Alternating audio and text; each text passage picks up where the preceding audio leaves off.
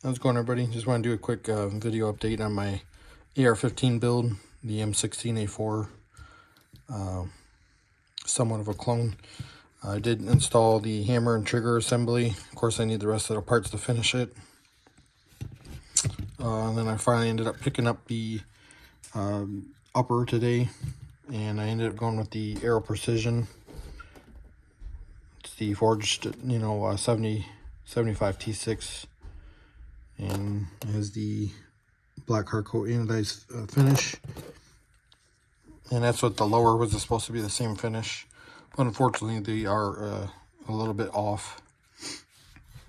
But I did get it as a strip receiver. Just not too long ago I finished the dust cover, and I installed the Ford Assist, so that's all working. Of course I used the Luth AR parts kit for that, and it is T-marked. I mean, you can see the machining on Aeros are really nice for the money, and yeah, I can't complain at all with the quality of it. I mean, there's practically like no machine marks at all, just except for that little bit right there, and then like where the charging handle goes. I mean, you can see the machining is like really good. So definitely Aero makes some nice stuff, especially for a little bit lower cost of some of the other higher end brands. But yeah, so that's it. Of course, I still got to get the rest of the stuff to finish it, barrel assembly, everything else, rest of the lower parts, of course. Get A2 stock, figure out what charging handle I'm going to run. Not sure if I'm still going to use the standard military spec style, or maybe one of the ambidextrous ones. I'm not sure, but you can see the finish difference between the two. It is slightly off.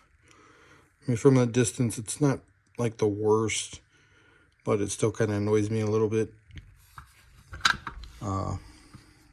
This is what really I wish would have been all the same. But it's so hard, like when you go online and try to, you're not sure what it's going to look like until you get it, and then it may be way off, worse than this one. I mean, and then you got to worry about sending it back, and is it worth sending it back, and all that. So that's why I went with this, because it was local. I could see it in person. I made it up together while I was there, and I already knew that it wasn't going to be 100%, as far as finish wise.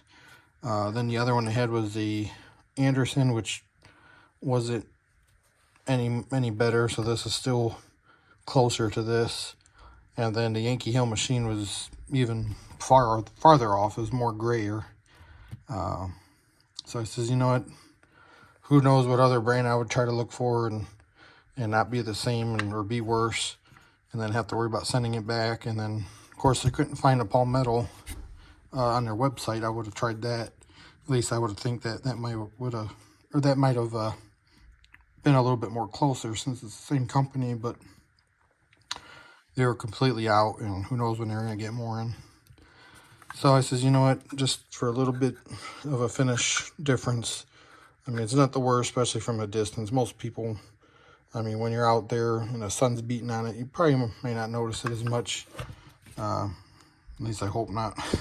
But we'll see. But regardless, it is what it is, and I mean, it's not the worst, but it still kind of annoys me though. But anyways, that's it. If you have any questions, feel free to comment, and thanks for watching.